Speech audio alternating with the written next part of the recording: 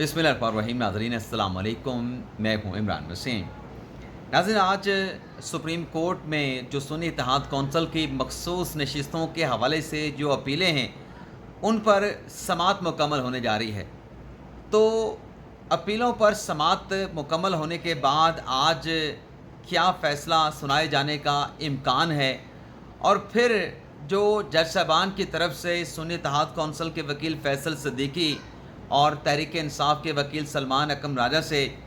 जो सवालात पूछे गए, उन सवालों का जो जवाब दिया गया तहरीक इंसाफ और सुन्नी इत्तेहाद कौंसिल के वकला की तरफ से, तो बतौर रिपोर्टर बीइंग ए सहाफ़ी मेरी असेसमेंट क्या है कि इस केस में क्या फ़ैसला होने जा रहा है। इसके अलावा नाज़रीन, इमरान खान साहब पे फ़र्द जुर्म लगाने का फ़ैसला भी कर लिया गया है। ये क्या मामला है, इस पर भी आप नाज़रीन के साथ डिटेल शेयर करेंगे। कुछ दीगर ख़बरें भी हैं, उनकी तफसीलात भी आप नाज़रीन की खिदमत में पेश करेंगे। लेकिन प्रोग्राम का आगाज़ करने से पहले आप दोस्तों से दरख्वास्त करेंगे कि चैनल को सब्सक्राइब कर लें, बेल आइकॉन का बटन प्रेस करें, और अगर आपको हमारी वीडियो पसंद आती है तो इसको लाइक भी करें और प्रोग्राम को शेयर भी करें। तो नाज़रीन, मॉर्निंग व्लॉग का हमारा जो फॉर्मेट होता है, उस फॉर्मेट से ही अपने प्रोग्राम का आगाज़ करेंगे। सबसे पहले तो नाज़रीन बात कर लेते हैं कि आज जो सेशन अदालत है, वहाँ पर किन मुकदमात की समाअत होनी है। फिर इस्लामाबाद हाई कोर्ट में जो अहम मुकदमात हैं, उनका कर्टन रेज़र आपकी खिदमत में पेश करेंगे, और फिर आखिर में सुप्रीम कोर्ट की बात करेंगे। अगर नाज़रीन सेशन अदालत की बात करें तो इमरान खान साहब का जो और बुशरा बीबी साहबा का जो इद्दत निकाह का केस है, जिसमें इस्लामाबाद हाई कोर्ट के जस्टिस मियां गुल हसन औरंगज़ेब साहब ने डायरेक्शन कर रखी है कि 10 रोज़ के अंदर इन अपीलों या फिर सस्पेंशन की जो एप्लीकेशन है उसका फ़ैसला करें। तो आज जज अफजल मंजूका साहब की तरफ से जो खबर मानिका के वकील हैं, उनको कहा गया था कि आपने हर हाल में दलाइल देने हैं, और फिर साथ में जज साहब ने यह भी कहा था कि अगर किसी फरीक की जानिब से दलाइल ना दिए गए, इसके बावजूद भी अगर दलाइल नहीं दिए जाते तो 27 जून से पहले इन अपीलों का जज साहब ने कहा था कि मैंने फ़ैसला करना है। इस्लामाबाद हाई कोर्ट की डायरेक्शंस मौजूद हैं।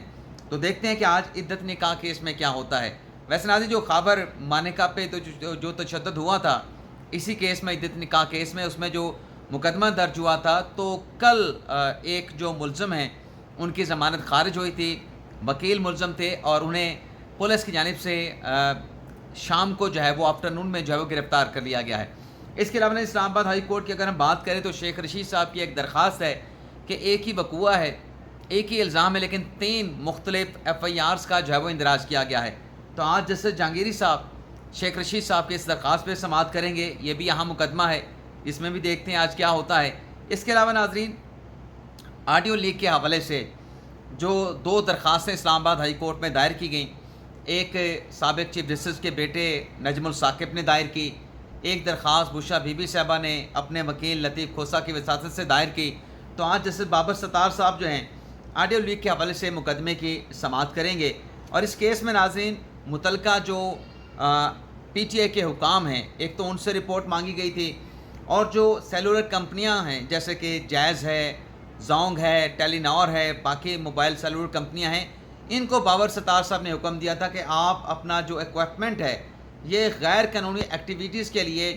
इसके इस्तेमाल की इजाज़त नहीं देंगे। तो आज इस हवाले से भी रिपोर्ट जो है वो इस्लामाबाद हाई कोर्ट में जो है वो पेश की जाएगी। तो देखते हैं इस केस में आज क्या होता है। इसके अलावा नाज़रीन, अगर हम बात करें मुस्तमिक नवाज़ के अहम रहनुमा हैं, जिनकी नवाज शरीफ के साथ बड़ी गहरी दोस्ती है, अब्बास अफरीदी साहब। कल नाज़रीन एक डेवलपमेंट हुई जो आपके साथ हम शेयर नहीं कर सके। अब्बास अफरीदी साहब ने मुस्तमिक नवाज़ से मुस्तफ़ी होने का ऐलान कर दिया, पार्टी छोड़ने का ऐलान कर दिया। ना सिर्फ अब्बास अफरीदी साहब ने पार्टी छोड़ने का ऐलान किया, बल्कि उनकी तरफ से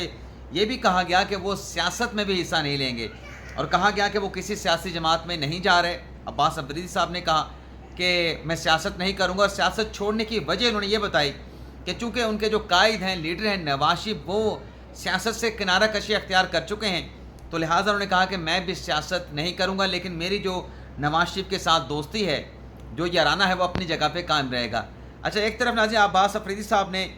ये जवाब पेश करके, ये लॉजिक पेश करके मुस्तमिक नवाज़ को खैराबाद कहा, खुदा हाफिज़ कहा,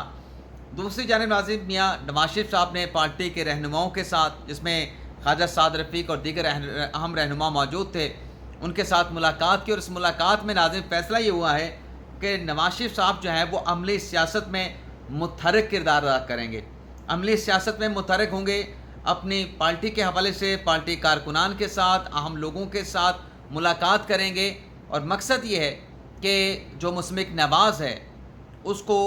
اوپر اٹھایا جائے، مزید اوپر اٹھایا جائے، اور پنجاب کی سطح پر جو ہے اس کی جو اسٹرینتھ ہے، پارٹی کے جو تنظیم ہے، جو تنظیم سازی ہے، اس کو مزید جو ہے وہ اچھا کیا جا سکے۔ تو ایک طرف عباس افریدی صاحب پارٹی چھوڑنے کا اعلان کر رہے تھے، نواز شریف صاحب کا جواز بنا کہ وہ سیاست نہیں کر رہے، تو دوسری جانب نواز شریف صاحب کی خبر آئی ہے کہ وہ تو سیاست میں متحرک ہونے جا رہے ہیں۔ اس کے علاوہ ناظرین کل ایک قومی اسمبلی میں اہم ڈیولپمنٹ ہوئی ہے کہ سینٹ میں، قومی اسمبلی نہیں سینٹ میں، جس میں پیپلز پارٹی کی رہنما اپنی شہری رحمان صاحبہ، شہری رحمان صاحبہ، ان کی طرف سے ایک قرارداد پیش کی گئی، جس میں کہا گیا کہ یہ جو موب ہے شہریوں کے ہاتھوں، جو مطلب کسی شہری کا موب کے ہاتھوں، ہجوم کے ہاتھوں جو قانون کو ہاتھ میں لے لی جاتا ہے، جیسے کہ ابھی سوات مدین میں واقعہ پیش آیا، اس سے پہلے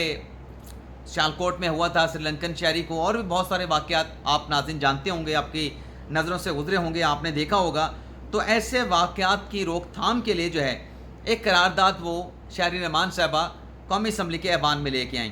لیکن ناظرین یہ جو قرارداد تھی یہ سینٹ کے ایوان سے پاس تو ہوئی، لیکن پاکستان تحریک انصاف کی جانب سے اس قرارداد پہ ناظرین کسی قسم کے سگنیچر کرنے سے اعلان کر دیا گیا،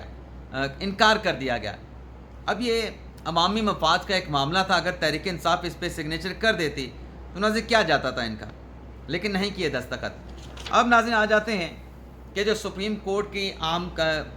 خبریں ہیں۔ سب سے پہلے تو ناظرین آج سپریم کورٹ آف پاکستان میں جو 3 ججز اپوائنٹ کیے گئے جوڈیشل کمیشن کی طرف سے، جس میں جسٹس ملک شہزاد احمد صاحب ہیں، جس میں جسٹس عقیل عباسی صاحب ہیں، دونوں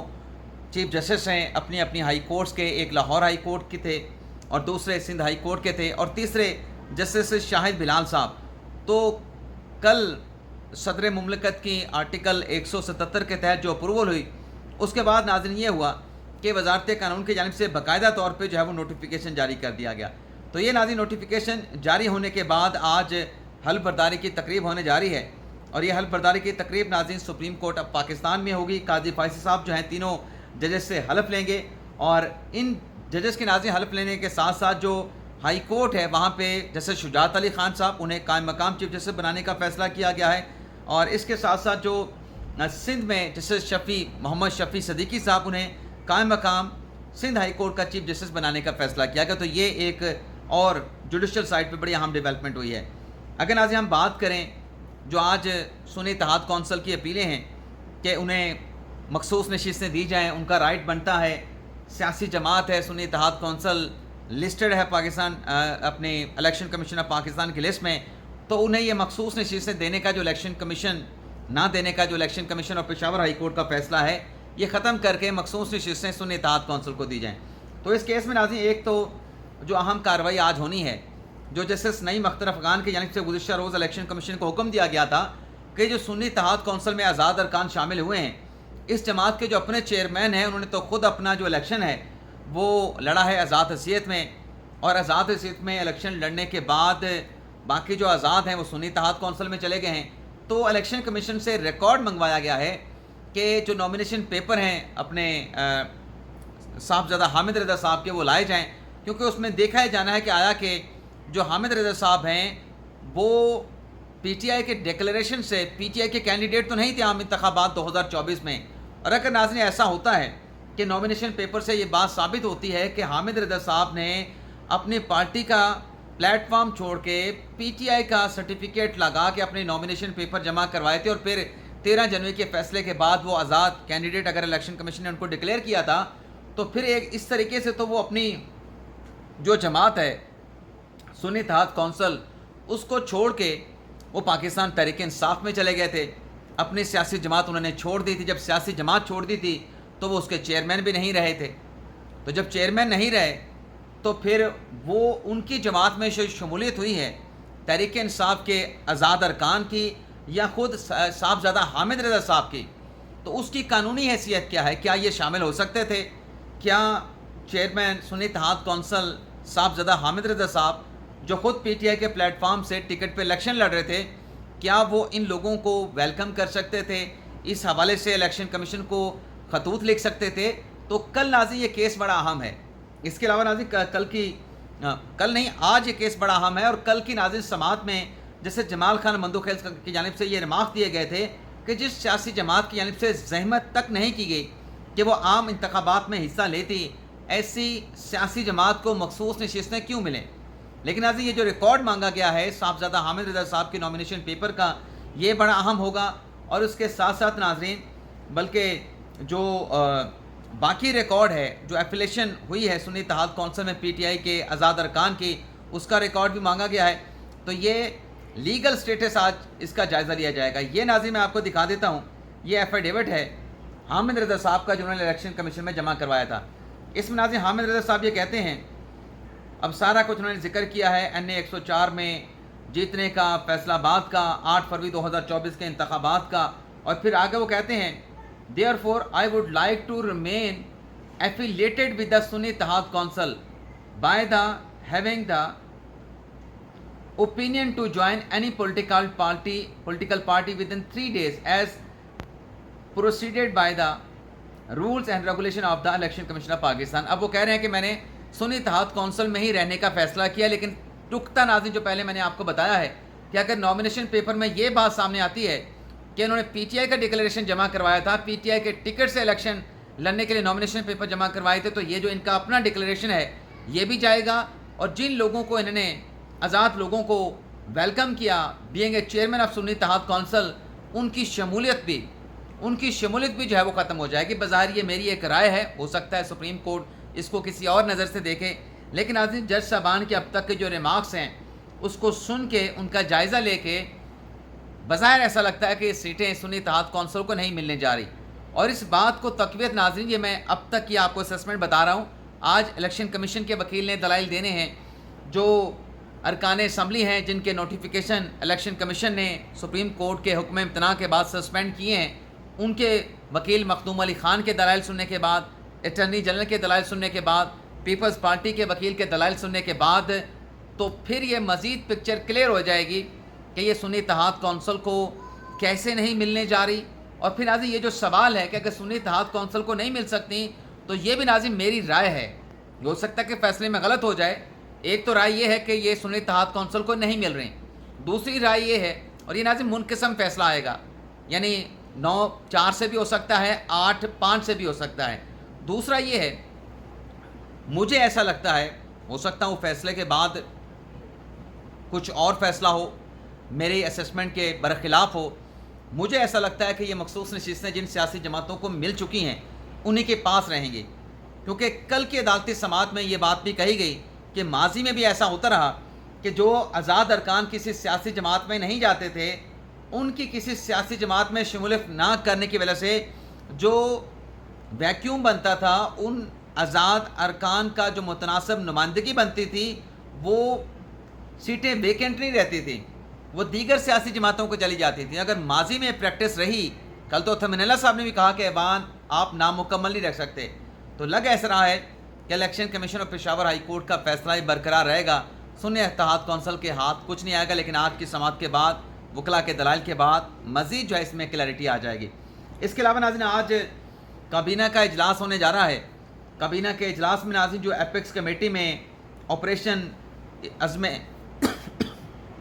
استحکام شروع کرنے کا فیصلہ کیا گیا، اس ایپیکس کمیٹی کے فیصلوں کی توثیق کی جائے گی۔ ویسے ناظرین جو خیبر پختونخوا حکومت ہے اور جو پاکستان تحریک انصاف ہے اور مولانا فضل الرحمان صاحب کی جماعت ہے، ان کی طرف سے تو اس آپریشن کے فیصلے کو رد کر دیا گیا ہے، لیکن ناظرین یہ جو خواجہ آصف صاحب ہیں ان کی طرف سے یہ کہا گیا ہے کہ یہ جو معاملات جو عمران خان صاحب کے دور میں 5 سے 6 ہزار طالبان کو لا کے پاکستان میں بسایا گیا، ان کو معافی دی گئی، ان کے کیسز کا خاتمہ کیا گیا، تو یہ سارا کچھ جو ہے جنرل باجوہ اور جنرل فیض حمید کرتے رہے، اور ہمیں اس حوالے سے سرسری سے بریف کیا گیا تھا عمران خان صاحب کے دور میں کہ ہم ان لوگوں کو عام معافی دینے جا رہے ہیں۔ لیکن ناظرین فیصل واڑا صاحب یہ کہتے ہیں کہ بے شک جو کوئی انکار کر رہا ہے، کوئی نہیں مان رہا ہے آپریشن کے اس فیصلے کو، لیکن یہ جو آپریشن ہے عزم استحکام یہ ہوگا اور ہر حال میں ہوگا۔ لیکن کے پی حکومت کا کہنا ہے کہ جب تک اس آپریشن کے جو خد و خال ہیں وہ واضح نہیں ہو جاتے تب تک اس آپریشن کے فیصلے کو سپورٹ کرنا ہے، حمایت کرنی ہے۔ ہم کوئی فیصلہ نہیں کریں گے آپریشن کے خد و خال دیکھنے کے بعد، جائزہ لینے کے بعد پھر اس آپریشن کو سپورٹ کرنے یا نہ کرنے کے حوالے سے کے پی حکومت فیصلہ کرے گی۔ اس کے علاوہ ناظرین 9 مئی کے حوالے سے ایک بڑی اہم ڈیولپمنٹ ہوئی ہے، جو مقدمہ اڈیالہ جیل میں زیر سماعت ہے، جس میں عمران خان صاحب ملزم ہیں، جس میں خیبر پختونخوا کے وزیر اعلیٰ علی امین گنڈا پور صاحب ملزم ہیں، جس میں جو سنی اتحاد کونسل کی پارلیمانی لیڈر ہیں زرتاج گل صاحبہ اور بھی پی ٹی آئی کے کچھ رہنما ہیں، انہیں ناظرین جو جج ہیں اپنے آصف اعجاز صاحب، رانا آصف اعجاز صاحب، ان کی طرف سے ناظرین ڈیولپمنٹ یہ ہوئی ہے کہ 9 مئی کے اس کیس میں سرکاری عمارت جلانے کے جرم میں ایک تو علی امین گنڈا پور صاحب، زرتاج گل صاحبہ اور 2-3 اور رہنما ہیں، انہیں 27 جون کو جو ہے وہ بلا لیا گیا ہے۔ اب 27 جون کو ناظرین اس کیس میں کیا کارروائی ہونے جا رہی ہے، تو بڑی کارروائی کرنے کا ناظرین فیصلہ کیا گیا ہے۔ اس کیس میں جیسے میں نے آپ کو بتایا کہ عمران خان صاحب بھی ایکیوز ہیں، علی امین گنڈا پور صاحب ہیں، زرتاج گل صاحبہ ہیں، پی ٹی آئی کے دیگر رہنما ہیں۔ تو اس کیس میں ناظرین جو آئندہ تاریخ ہے 27 جون کی، اس روز عدالت کی جانب سے تمام ملزمان کی حاضری کو یقینی بنانے کے بعد جو اس کیس میں 9 مئی کے اس کیس میں جو چلان کی نقول ہیں وہ ناظرین تمام ملزمان میں تقسیم کی جائیں گی، اور ناظرین جب چلان کی جو نقول ہیں وہ ملزمان میں تقسیم ہو جاتی ہیں تو اس کے بعد ناظرین اگلا جو مرحلہ ہوتا ہے وہ ملزمان پہ فرد جرم عائد کرنے کا ہوتا ہے۔ یعنی یہ جو کیس ہے سرکاری عمارت جلانے کا جس میں عمران خان صاحب، گنڈا پور صاحب اور دیگر ملزمان ہیں، اس میں آئندہ سماعت پہ چلان تقسیم ہوں گے، اور پھر اگلی جو تاریخ پڑے گی اس میں تمام ملزمان پہ فرد جرم لگائی جائے گی۔ لیکن دیکھتے ہی ہیں کہ جن ملزمان کو بلایا گیا ہے کیا وہ آتے ہیں، کیونکہ جب تک ناظرین وہ نہیں آتے تو پھر یہ کارروائی آگے نہیں بڑھ پائے گی، اس میں رکھنا رہے گا، اس میں آپ یوں سمجھیں کہ معاملہ پھر طوالت بھی اختیار کر سکتا ہے۔ تو یہ ناظرین آج کا ہمارا ویلاگ، امید کرتے ہیں کہ آپ کو پسند آیا ہوگا۔ آپ سے اجازت چاہتے ہیں، اللہ تعالی ہم سب کا حامی ناصر اپنی دعا میں یاد رکھیے گا۔